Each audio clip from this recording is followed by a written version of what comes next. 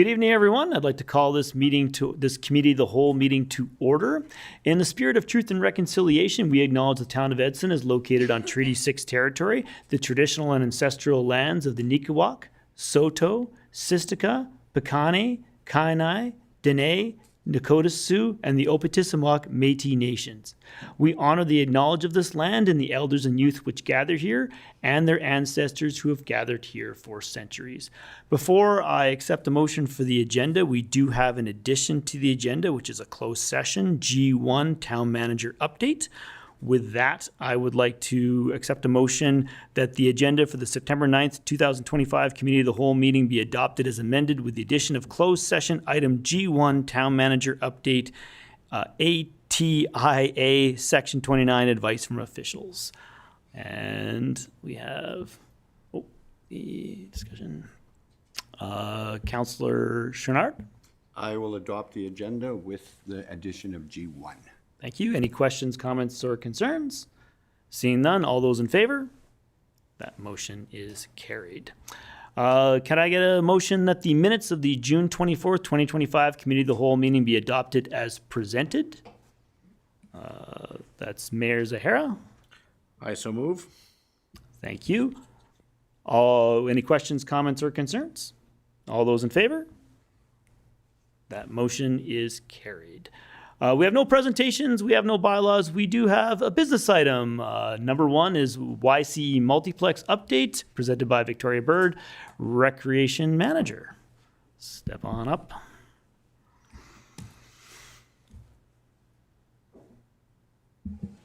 All right, Ms. Bird, take it away.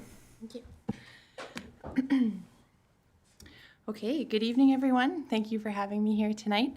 I'm here to provide an update on the YCE Multiplex project, specifically focusing on the progress of Phase 2 construction and what that means for our community right now. This presentation will walk you through developments, site activity, procurement status, and a budget overview.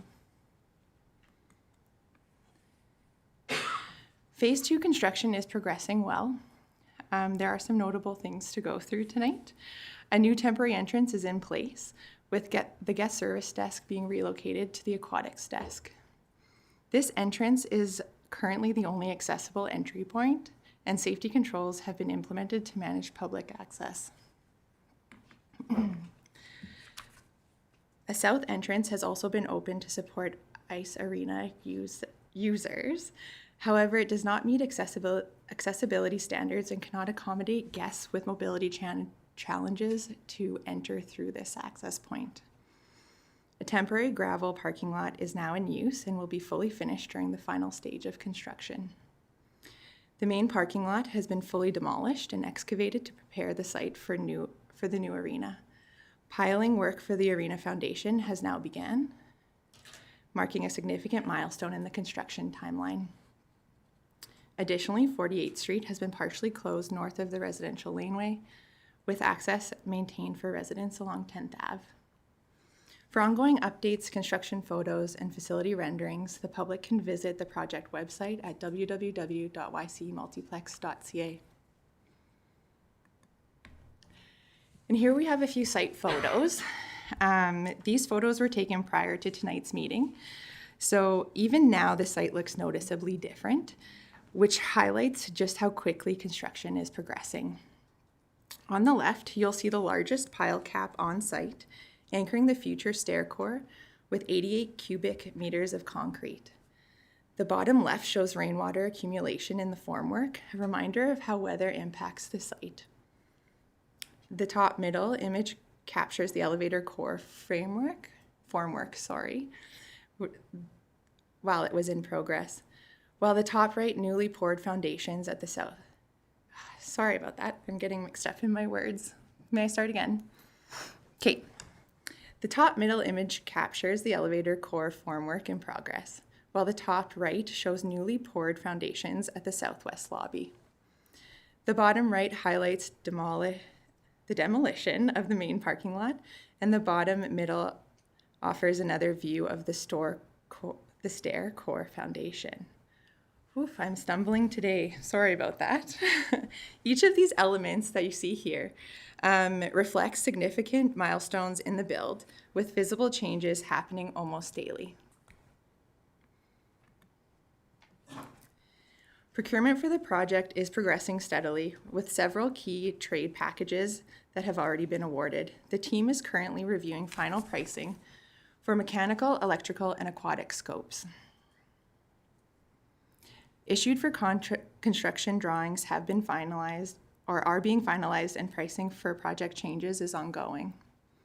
While we've experienced some delays in the tendering schedule, which are largely due to the complexity of coordinating multiple scopes and ensuring alignment across trades. We are confident that the remaining packages will be awarded by the end of September, keeping us on track for the next phase of construction.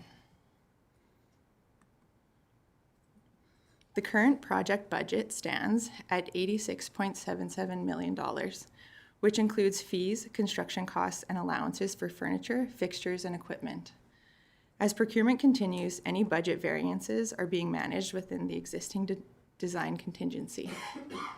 Importantly, no budget increase is being requested at this stage, and the project team remains committed to maintaining financial discipline as we move forward. That concludes the update for the YCE Multiplex project. We are excited about the progress and remain committed to keeping the community informed as we move ahead. Thank you for your time, and I'm happy to take any questions and hopefully not fumble my words. Thank you, Ms. Bird. Before we do take questions from council, I would like to turn it over to members of the steering committee first to see if they have anything to supplement or add. Mayor Zahara, Councillor Persishny, Councillor Chachka, anything to add to this? Mayor Zahara? Councillor Chachka. Thanks, through the chair, to members of council, administration, and the gallery. Thank you, Vicki, for the presentation. I know at the committee meetings we've been receiving similar style of presentations, and something else that we talk about a lot there is the risk mitigation. So we know that there's some risks out there, the tariffs. You kind of mentioned them a little bit. You know, I don't know if it's necessary to go into those details here, but we go quite detailed into them and discuss that, and any changing risks, or if they're evolving, you know, we go through those as well. So it's you know, that's something that's ongoing and happening all the time, and the team's working really hard to mitigate them. All right, thank you. Mayor Zahara. Yeah, it's similar to Councillor Chachka. At the committee level, we've been kept apprised of this project as we move forward. And just a couple weeks ago, we did a site tour, and just see the progression every single day, as you mentioned, Ms. Bird, is phenomenal. And you know, from the design team to Tango to Clark Builders and everybody on site, just the incredible amount of work that's been done and is going to be done here in the next year, 2 years, is incredible, and very thankful for the partnership that we have with our colleagues at Yellowhead County. I do have one question for you, Ms. Bird, and that is, as we are finalizing the construction documents, is there going to be updated conceptual designs released on the YCE website? Because I know that the designs that we have there are a little bit dated, and there's been some modifications to that. So I don't know if you have an update for that or something you can look into. Through the Deputy Mayor to Mayor Zahara. Yes, there will be an update with our conceptual drawings, and we do plan to update the website as we move forward along the project. Okay, thank you. If there's no other comments from the steering committee, I will turn it over to questions and comments from councillors. Councillor Chouinard. Through Deputy Mayor to Vicki, thank you for the presentation, and no, all those S's would have made me stumble too, so don't say that. My question was, where you put in the rain delay, how are we going on schedule? Are we kind of on track, delayed, or schedule of construction? How's that coming? Through the Deputy Mayor to Councillor Chouinard, we remain on schedule at this point. Our construction team was able to advance in other areas when we were delayed with the rain tasks. The tasks that were affected by the rain. Thank you for the question. Perfectly said. Councillor Bevan. To the Deputy Mayor, to Ms. Bird here. The question I've been asked here a couple of times is that on the parking lot you got right now that runs on 49th Street, They're asking, is they got a pretty good grade on some of those cars that are sitting up at a 10 or 15 degree angle. Is that gonna be coming down, or are you gonna build that parking lot up? Because they're worried about in the wintertime, when it gets a lot of ice and snow in there and we don't always clean it off, are they gonna be sliding all over the place or backing into people in that? You can see in one corner, it's really bad, it's really high and it goes down. Through the Deputy Mayor to Councillor Bevan, that is under assessment at the moment with Clark Builders and our design team. Thank you. Any other comments from council? Well, I'll just I'll say thank you for the presentation. It's great to see these updates and see this progressing. I get to work straight across the street from it, so I get to see them moving dirt around, which is great, which is progression. It's progression. I do have a question. I know you spoke about parking, and as we head into the hockey season, do we have signage up in terms of like bag drop-offs, especially when we start having out-of-town visitors come about, because we have a different entrance and things like that, and we have good directional signage there especially for when we have teams coming from out of town? Thank you for the question. That is something that we're working with our user groups on planning, and we'll be engaging them on what their thoughts are for the events that they host within our facility. Well, thank you. Any other questions, comments from council on the YC report? No? All right. Well, thank you so much, Ms. Bird. I guess you. we will move along to our next item. We have the Rural Renewal Stream Program 6-month update presented by Brent Hawken, General Manager of Corporate Services, and Carly Williams as well. Okay, good. Okay, not on my report. Excellent. All right, I'll turn it over to you, Mr. Hawken. Thank you, sir. Good evening, members of council. As noted, I have Miss Williams to my right, as she has been helping administer this program while we have been recruiting for a new economic development officer. So she's here tonight to answer any technical questions if they come up that I cannot answer, but I will be doing the presentation, and she's here to supplement if needed.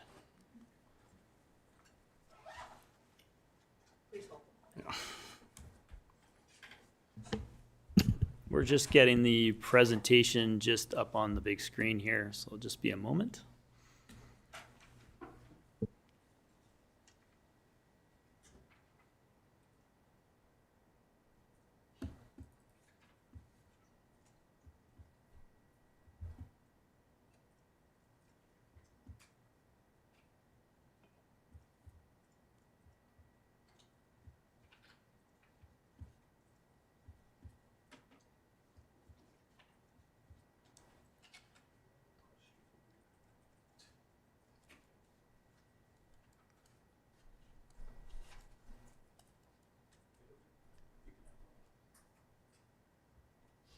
Perfect, thank you.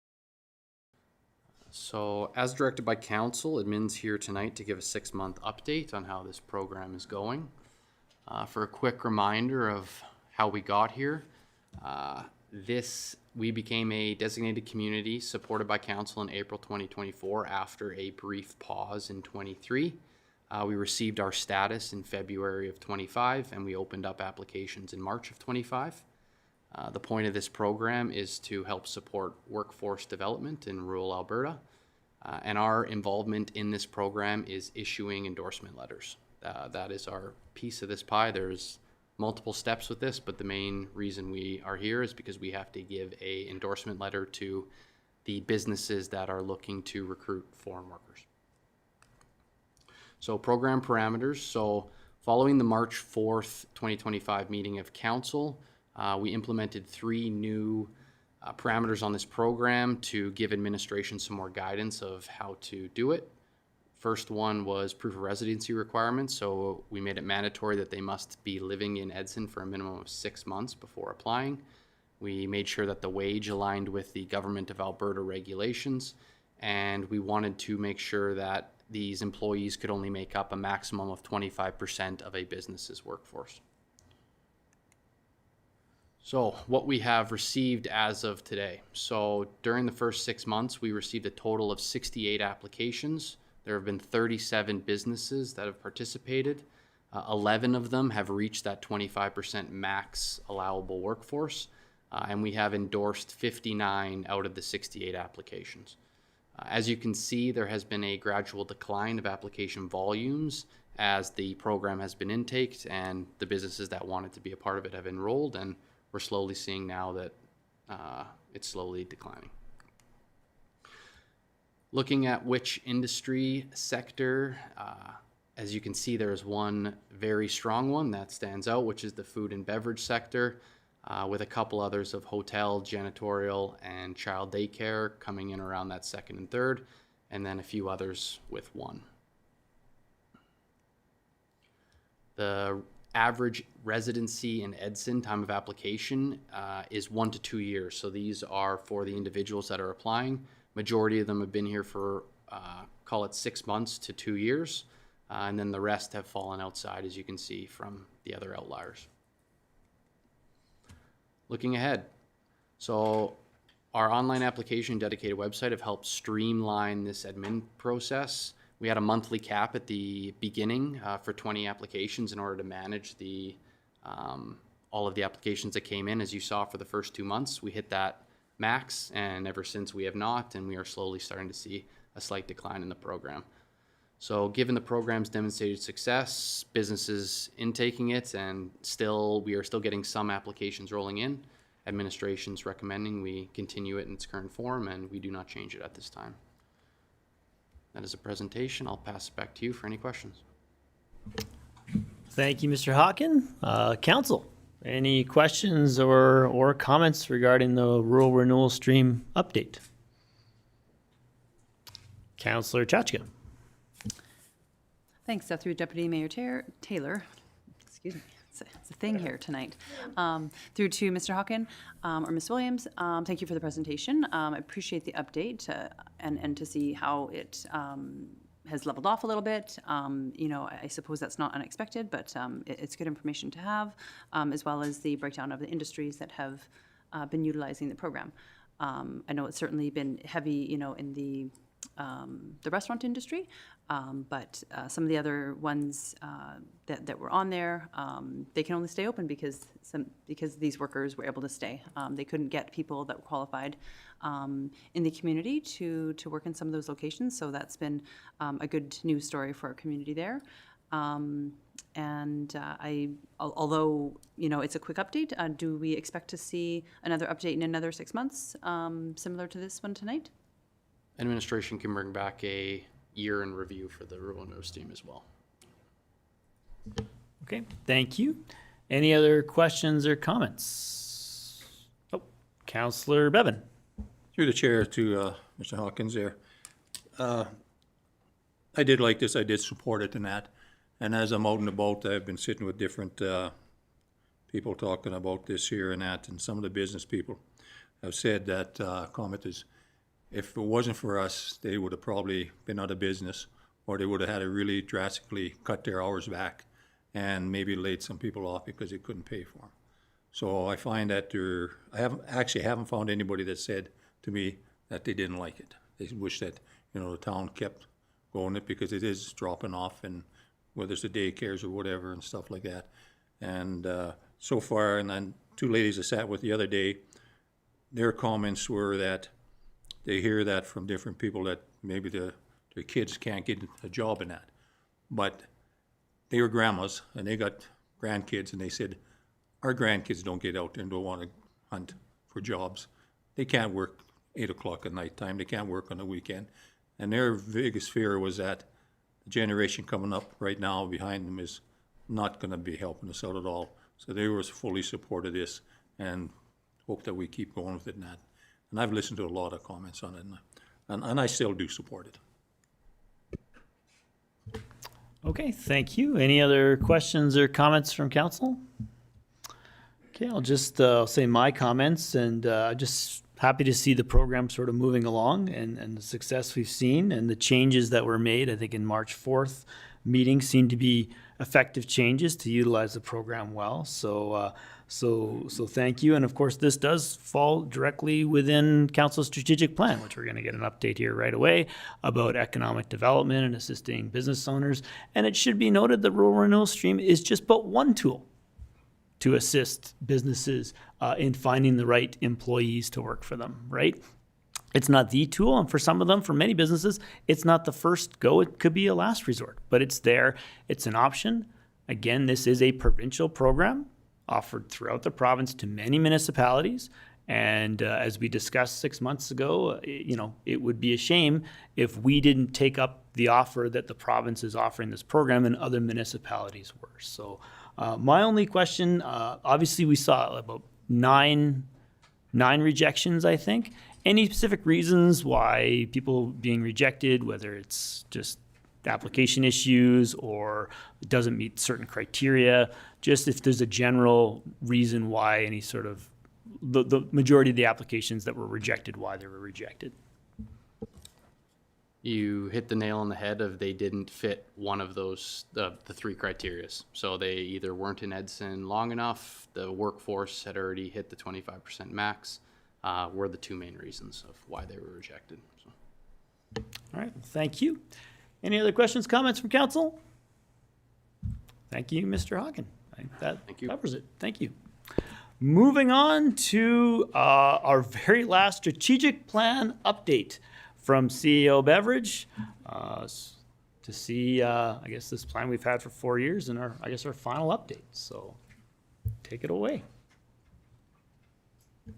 Thank you, Deputy Mayor Taylor. So I'm very pleased to be here today to present the quarterly update on our strategic plan. Well, this plan spans over the 4-year term, as you've mentioned.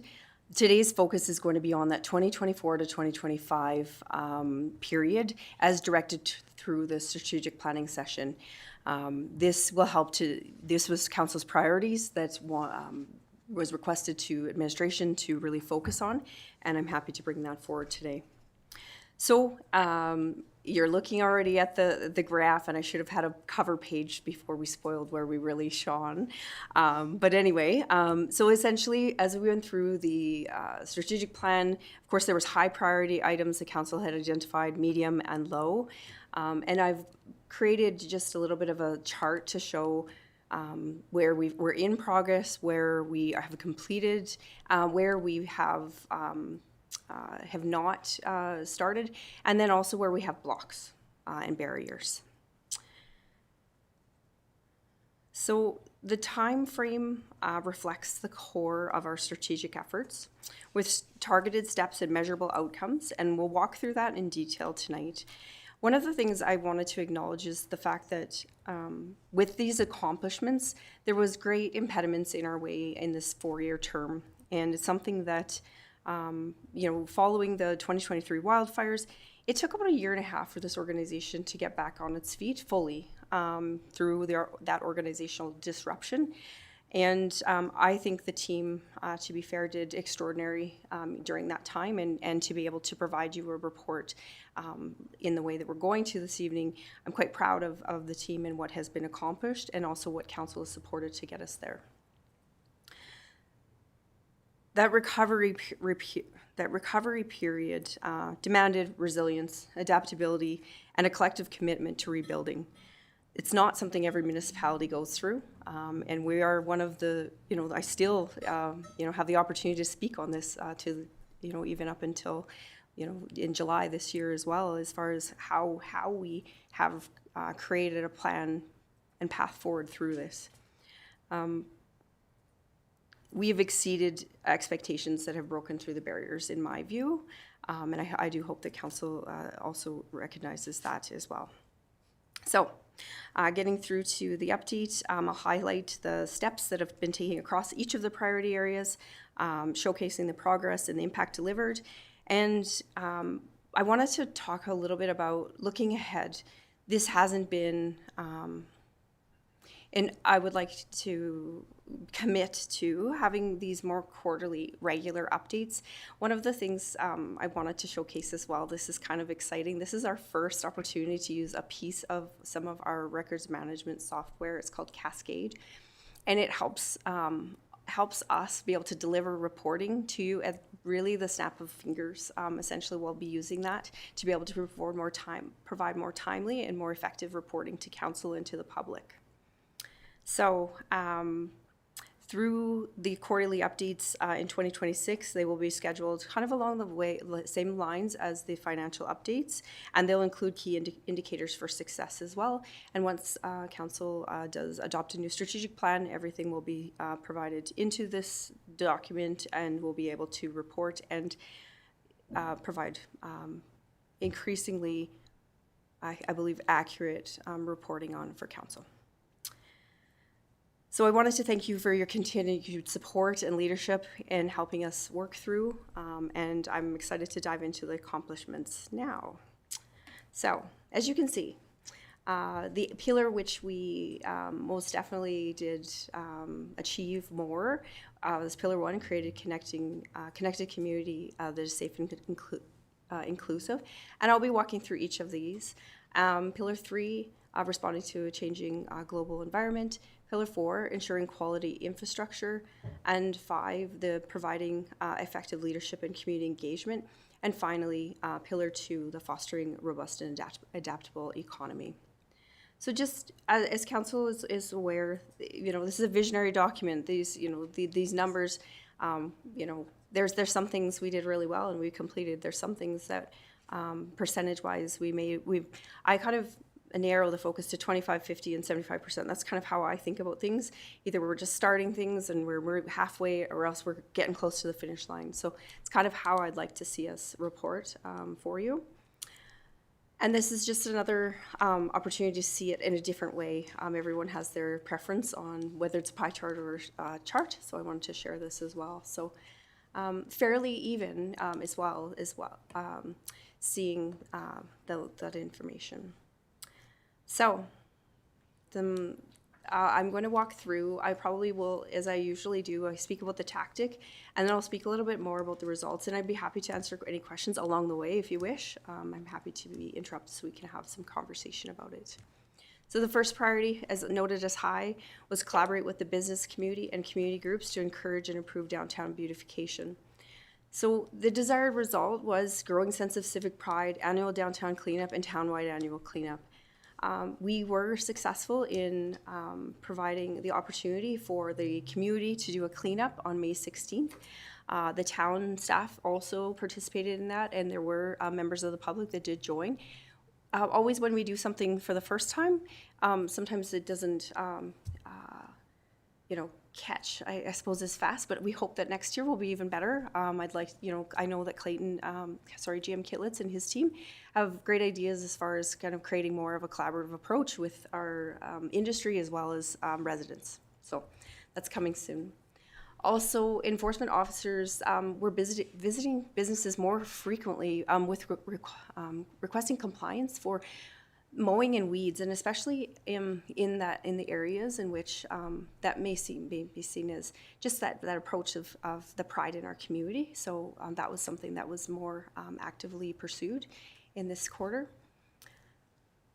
The next is a medium priority: assist non-governmental organizations to source funding to assist Edmonton's homeless population. Of course, non-governmental organizations are meeting the needs of Edmonton's homeless people, as well as a shelter-in-place program for winters is created. This is something that I believe that the community development team has done an incredible job of working with our partners in order to find solutions, link up with other organizations to, find grants, find opportunities for funding. Of course, this council is just recently noting the letter of support to assist the non-governmental agency to get funding.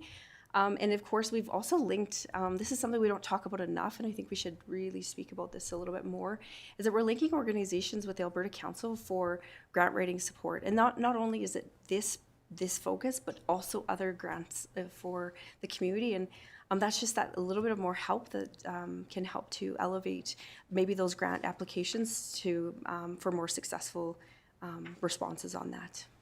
And of course, advocacy. I'm going opposite direction, but it's just kind of in the more of what's newest, advocacy with the province in support of reflections. There's been an immense amount of work around this table advocating for greater funding for this for our community. And, you know, it's been one of a very high focus area. Do you want me to stop there and allow for any questions, or? Yeah, we can take a pause and see if council has any questions or comments regarding the first pillar. Seeing none, you're doing a great job. Keep on going. Second pillar, fostering a robust and adaptable economy. Update Edson's municipal development plan, and that's of course an understanding focus areas for future development of residential and industrial infrastructure. That's a little bit slow to start. I do have it as green because it is in progress. We did come to council and request that we start before election and then pause and then really ramp up after that. So we have the consultant in place in which we've started work there, and we had that kickoff meeting July 2025, and then we will be moving forward as soon as post-election, and then the project is aimed for completion of Q3 of 2026.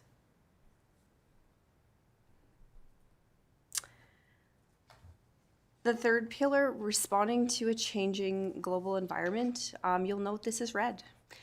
This is something we have not been able to move the needle on. This is look at the Municipal Climate Change Action Center to supplement facility energy management. And the desired result from council was that we enhance facility and energy management in its organization and for the community. The challenge being with this particular item, when we were a part of the MCCAC previously, we are no longer, we don't have the ability to actually have another coordinator under that program. So there's other opportunities that we're looking into as far as other programs that they do offer. And it's just, you know, that's just one of those situations where it's just been prioritizing time and hasn't been as necessarily high focus. Not saying that we haven't done anything with regards to energy. However, like, you know, it's been small things. And so I just felt like this is a bit of a block because it really didn't meet the pillar in the way that I wanted to see that. Pillar 4, ensuring quality infrastructure. I have a huge list for this. It's very exciting to see. I mean, we can tell with the capital budget each and every year for this entire term that there has been an immense investment and support from this council to really replace and enhance the infrastructure in this community. I could, you know, I'll just start from the top here. Essentially, facilities are maintained with the annual preventative maintenance program. It's interesting the way we worded that, and that's something that, you know, hindsight is a wonderful thing.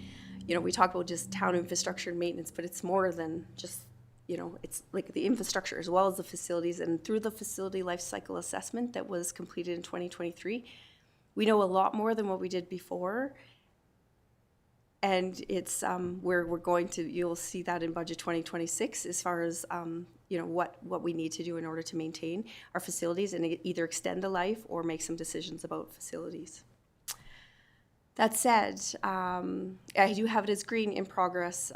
There's some of this that has been completed, but some is just in progress. So through the Red Cross grant, the Griffiths Park Center is actually wired to ensure ECC has a portable generator in the event of power outages. So that is now, this used to be our room for ECC. We've now fully determined that our ECC will be held at the Griffiths Park Center and are working towards that and getting grants and funding for that as time allows. Asset management was started with the facilities maintenance department through the completion of the life cycle maintenance assessment, which I've already spoken about. Reserves have been allotted for capital projects. You know, that's one of the things with our reserve planning is that, yes, we, you know, you'll see, you know, obviously doing our budget that, yes, we recommend, you know, through our policy that we're always supplementing and always adding to our reserves, but we're also drawing from our reserves. And that's just, you know, the way in which we need to manage our finances responsibly. The prioritization of facility maintenance in the short term with planned long-term maintenance, realistic goals. This has been a very big challenge for our organization. When we were presented the 2023 facility life cycle assessments, you know, in your packages, Council, you saw only a quarter, essentially, of the reports. They're massive, and it's taken some time for our staff to go through and prioritize and you know, triage. You know, basically what must be done. So, you know, it's been a massive undertaking, and I don't want to minimize that at all.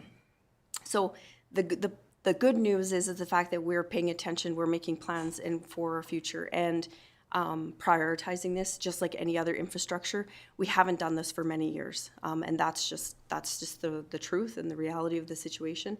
And we look forward to being able to bring a plan forward for the council, for council's consideration in budget 2026. Okay, great. So yes, future keep it operational. And that's the decision that I was just speaking about is that some of the facilities, we have to make some decisions whether or not we have all of the facilities that we have. Does it make sense for us to have them? Do we continue to maintain them? This will be about part of our budget each and every year. Long-term budgets are being proposed to address findings and recommendations within that report. And I would say wholeheartedly across the board, the reports that we received over this term, and I know I'm getting a little bit into bigger, you know, speaking about longer than just this quarter, because it's hard for me just to think about this quarter, but the amount of reports that we have and studies that we have actually been able to learn from and actually make plans from, that's really that evidence-based decision-making in which we spoke about very early on in working with this council. And I'm very pleased to say that we are doing that each and every time. These decisions are not made lightly. What we bring forward for your consideration, it's based on data, not just it's a pet project, if you will. We'll just turn it over. Mayor Zahara has a comment. Yes, thank you, CEO Beveridge, for this information. On this particular pillar, I think you just mentioned the 2023 Life Cycle Assessment Report. And so many times seeing government, they get a report and it sits on a shelf and not doing anything with it. I think you mentioned in the 2026 budget deliberations, you're going to see some of the things out of that report coming forward. And I think that's critically important to ensure that we are maintaining our infrastructure and our facilities so we don't have to spend quadruple the amount rebuilding down in the future, right? So, or maybe even more than that. So I do appreciate that. But just backing up, if you can go to the previous slide, you mentioned the ECC being moved to the Griffiths Park Center. Maybe just refresh council and the community as to why ECC was decided to be moved from this building to that facility following the wildfires and floods in 2023 and some of the recommendations that were made in the after action report. Perfect. Thank you for your question through Deputy Mayor to Mayor Zahara and the rest of council. That's a great question. One of the things that's interesting about an emergency is that we still have an operation to run. And when we're using this room and we're using this facility as an ECC, it's very disrupting to the rest of the organization. We also don't have the capability to actually function. That's one thing that we found, and I think through Fire 1, Fire 2, I mean, we were over with Yellowhead County. I mean, they have an amazing facility that worked when we were working through the wildfires. But when we were working through the flood, for example, when we were doing our own ECC, it was very challenging as far as we were still operating completely. We were open to the public, and so that in itself is very hard, and we don't have the right networking connections. We don't have the right space. You can't even actually have a phone call in this room. Everybody was everywhere. So that's one of the reasons why we determined. We did an analysis between the fire hall, several other buildings, and we felt that Griffiths Park was a great space, one that we had the ability to actually kind of close off and be able to utilize as the ECC. And essentially, that's my response as far as It gave us the ability to utilize a space and actually have all of our bins, with our emergency supplies in it that allowed us to be more functional. That's the plan anyway. Everything will be there. We're clearing out the storage room to be able to have the bins, and so it's like to go. So we have the backpacks, we have the radios, all the things, so everyone knows, and we're able to function as an ECC. It's very common for a municipality to still be operating when you've got an emergency going on. It's not very often that the full community is evacuated. Okay. So on this pillar, it's noted as a high, and it's the increased water production capacity and storage. And daily peak demands for water are met. Additional capacity is considered for residential and industrial growth. I have that marked as a yellow. We have not been as successful in this area, and part of that is having to do a little bit with our wells that we've drilled. Our wells, it's an interesting science, if you will, for drilling a well that's high producing. We have some really high producing, but sometimes they have chemicals in them that we can't actually utilize. That's just what happens. So some of the projects. So 2024, no successful projects were completed, and 2025, the water degas plant has been recently updated, is scheduled for construction in 2026. So we know that that's going to improve the capacity townwide, but we still have a lot of work to do in this area. That's just the situation that we're in. And of course, we had a fabulous update already on the construction of the multiplex. These are the words I love to hear: on schedule, not budget. That's it. I don't have anything else to say. It's been fantastic, and Vicky is already, so I won't belabor that. But it's exceptional to work with the team on this.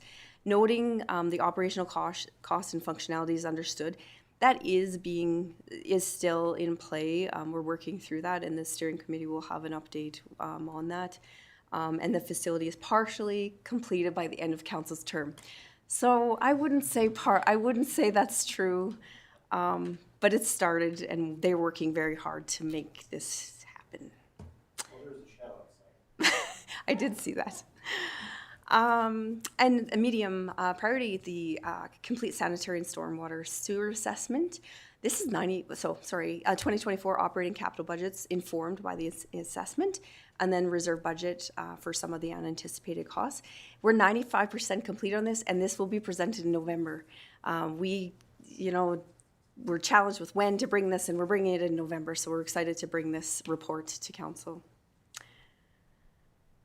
Records management, medium priority. Information can be accessed easily, can be destroyed routinely when no longer needed. Edson functions on a day-to-day basis and fulfills legal and financial requirements.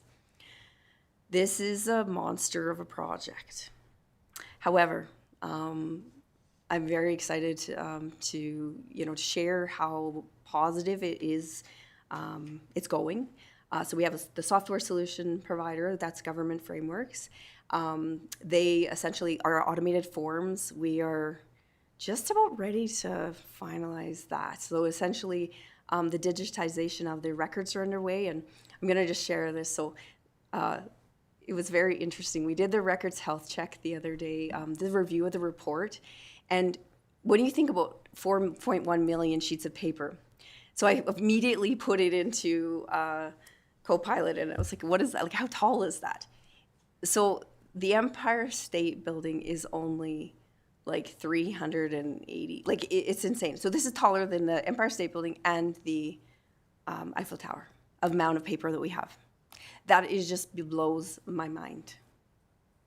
So that, and to be fair, we have more records. This is the kind of the unfortunate part. We have more physical records in our possession than most municipalities. So we're above the average when it comes to that.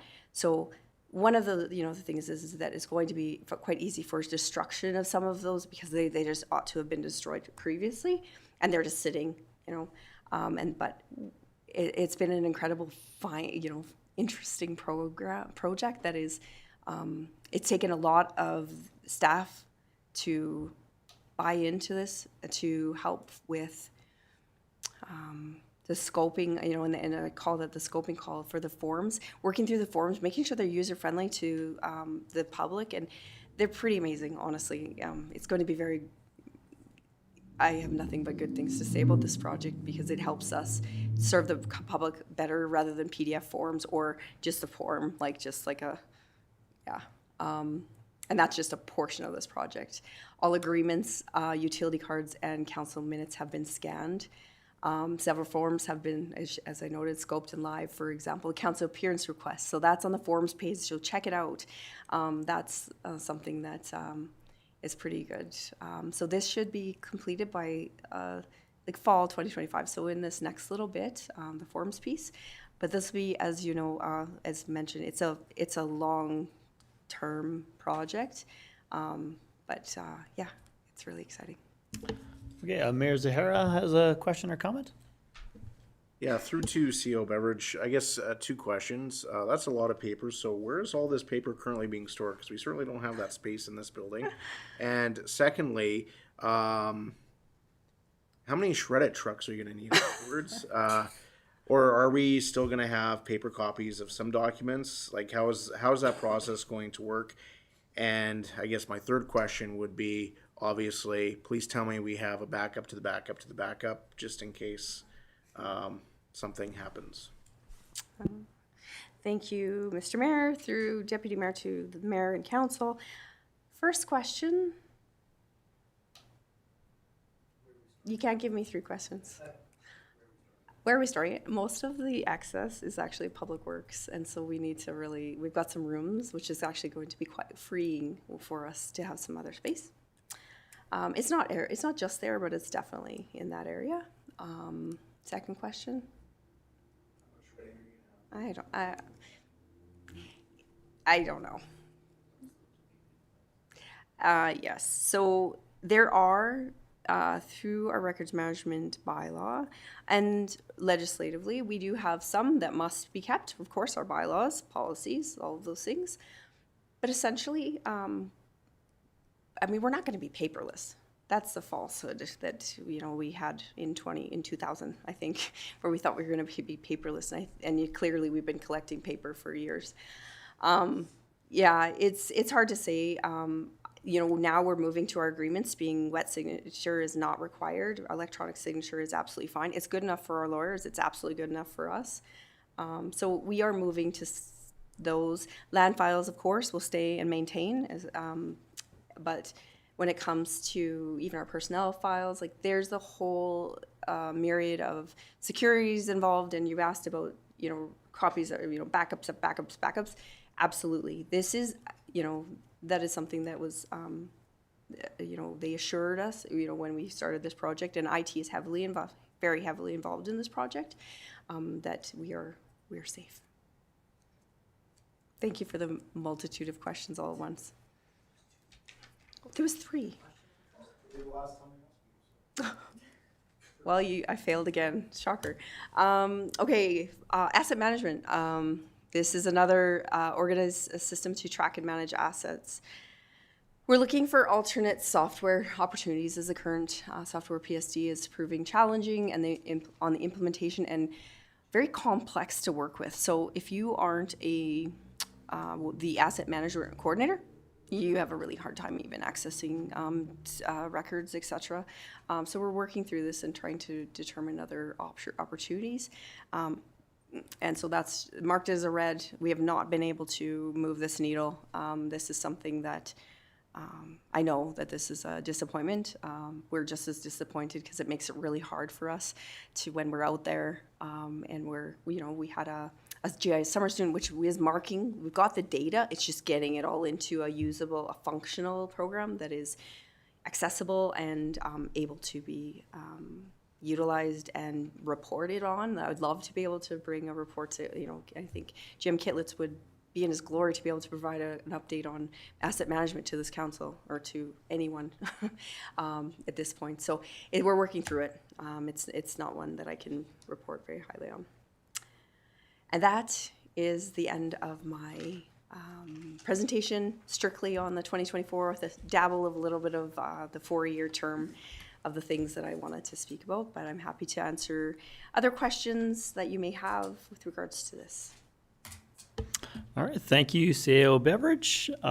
Turning it over to council for questions, comments regarding the strategic plan update. Nothing, anything? Councillor Chachka?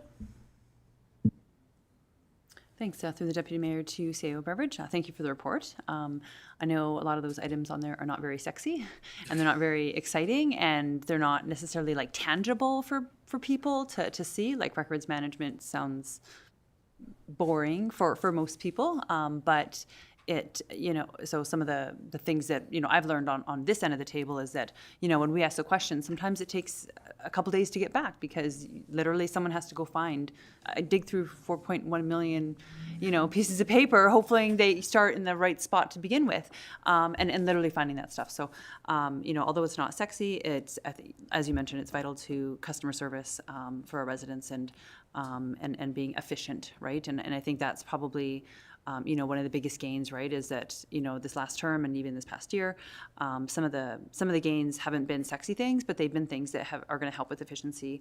You know, we may not have touched on the climate change, municipal energy kind of project, but the stuff that we have already done has saved us money, right? Lots of money. So, yeah. We didn't have a lot of sexy things this year, but I know in the next 5-year term or the 5-year budget, there's, you know, some more exciting things, I guess, coming, and that's because this foundational work is done. So, just thank you to you and your team for all the hard work in progressing on that. Okay, thank you. Any other questions or comments from council? All right, well, I'll just say thank you for the sort of final update on the strat plan. And I know the focus was on the 2024, 2025 portion, but when you look at the 4 years, like this council has accomplished a lot. Like it really has. We had a really aggressive capital plan that we've been addressing, you know, like Mayor Zahara alluded to, reports sitting on shelves. Well, that was not something this council wanted to see. We wanted to get to work on them. We saw massive sanitary sewer projects being done, construction on the multiplex. I also praise not only this council, but also administration for the pivot over the 4 years. CEO Beveridge mentioned emergencies. Well, that put us back. But there's things that you can't predict and you have to accept and roll with, right? And then you end up pivoting. There were projects that sort of came about. The library project was not something we discussed. It's come up once or twice or 6 or 8 times. But it's not something we discussed when we really did the strategic plan. And then we were able to pivot and include that, and it's a beautiful facility. One of the top facilities that people wanted to see upgraded. Right. We saw grant opportunities appear that sort of we pivot towards those grants to do that, and even think about the Indigenous reconciliation work. And the ceremony we had today at lunch was not something, we turned the clock back 4 years. That wasn't a thing we did 4 years ago. And today we had a majority of our staff out there acknowledging the day and acknowledging that flag being raised. And that shows the work within that strategic plan. And again, I know I'm going off to looking at the whole plan itself, but in a few months' time, we're going to see a new strategic plan, right? And hopefully we can continue the work that's been done with this, that there's still more work to be done, and we get some of these things completed. So, any other comments from council? No. Well, thank you, CEO Beveridge. Moving on our agenda, we move to a closed session item. It's a town manager update. Can I get a motion that the meeting move into a closed session pursuant to the Access to Information Act, Section 29, advice from officials? Go ahead. I don't care. Don't. This is painful. Okay. All right. Councillor Chouinard. I move that we go in camera and, I just read move it. into a closed session pursuant to access information, section 29, advice from officials. Perfect. Any questions, comments? All right. All those in favor? Motion is carried.